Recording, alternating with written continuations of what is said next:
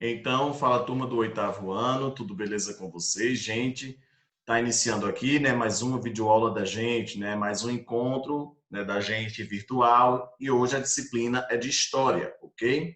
Então, né, vamos aqui primeiramente pegar a correção, como a gente sempre faz, né, fazendo a correção das atividades sempre trabalhadas, né?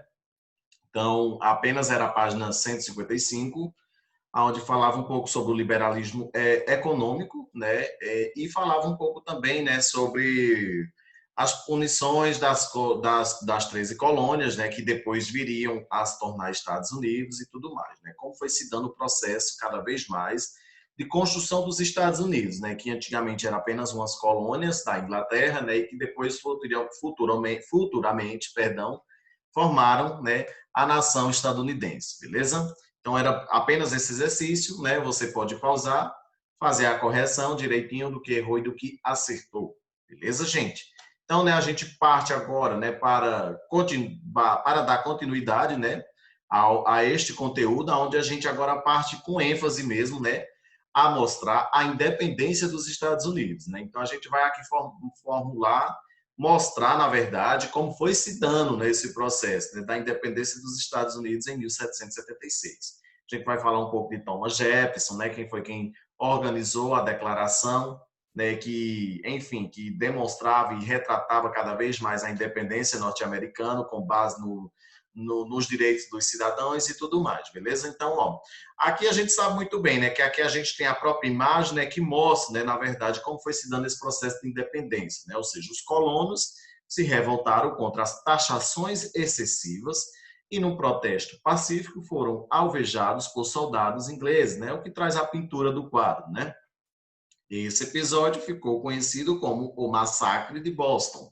Okay? E a gente, todo esse processo de independência, né, da nação estadunidense, né, da nação dos Estados Unidos, é um período de. A gente vai observar que é sempre relacionada, é sempre contextualizada a períodos de revolta, a períodos de revolução entre os colonos, enfim, como eram conhecidos, as milícias estadunidenses, enfim, contra, né, os seus exploradores, né? Seus colonizadores, ok?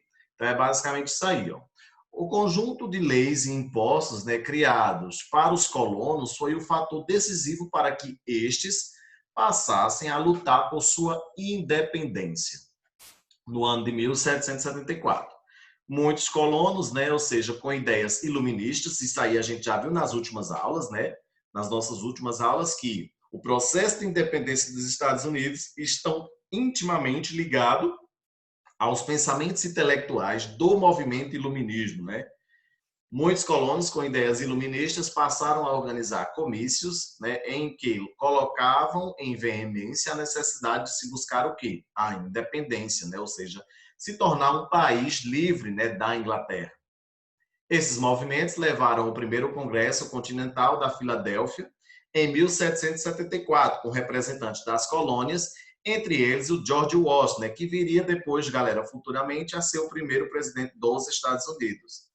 O foco principal era pelo fim das leis proibitivas, lei do melaço, lei do selo e leis intoleráveis. Essa lei do melaço, assim também como a lei do selo, era uma espécie de leis em que a Inglaterra mesmo elaborava para fazer e conseguir controlar a nação estadunidense, né? Deixar eles como se fossem marionetes. Então, eles procuravam formular esses variados tipos de leis para que eles pudessem manter o domínio sobre a nação norte-americana, ok?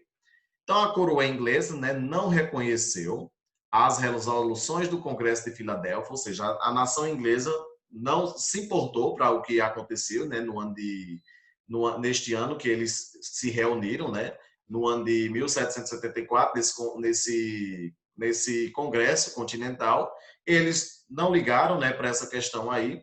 No ano seguinte, o parlamento inglês baixou o ato proibindo, né, o comércio da Nova Inglaterra com quaisquer outros que não a própria metrópole, o que levou à mobilização ainda maior dos revoltosos, né, que formaram um exército e nomearam Washington como comandante, ok? A Grã-Bretanha, né, ou seja, organizou uma força de ataque e invadiu os Estados Unidos pela região norte, que tinha uma economia voltada para o comércio interno, além de não ter uma sociedade escravista. Aos poucos, a parte do Sul, que até então se mantinha neutra no conflito, né, passou a aderir à independência dos Estados Unidos após sofrer vários ataques, principalmente a região da Carolina do Sul, Carolina do Norte e Geórgia, que eram as principais centros comerciais e de produção da monocultura dos Estados Unidos. Então, a parte sul dos Estados Unidos não era intimamente ligada a um sonho só possível, né, com a parte norte, que era a independência dos Estados Unidos. Eles eram fragmentados, mas diante das condições, né, a parte sul foi aderindo cada vez mais e respirando o ar da graça de um dia lutar por independência, ok? Os combatentes, né, se intensificaram, né, gradativamente, ou seja, já eles estavam se unindo mais. Em 1776, né, os revolucionários receberam apoio de Luís VI, que era o rei da França, né, na forma de uma enorme quantidade de armas e munições. As principais batalhas da Guerra da Independência Americana foram Lexington, em abril de 75, com a vitória americana, Bunker Hill, que é em junho de 75, também com vitória dos americanos, né, enfim, dos colonos. Saratoga, em outubro de 75, com a vitória dos norte-americanos. Germantown, em outubro de 1777, vencida pelos ingleses, ok? Jamestown, em julho de 1781, com vitória dos ingleses. Yorktown, em outubro de 781, com vitória dos colonos, né? Ou seja, então, a gente teve aí praticamente um placar de 3-2, né? Ou foi 4-2, uma coisa assim. Mas sempre com um placar, né, sob vantagem dos Estados Unidos, né, diante, lutando cada vez mais para conseguir sua emancipação política, enfim, sua emancipação financeira, econômica e tudo mais, ok?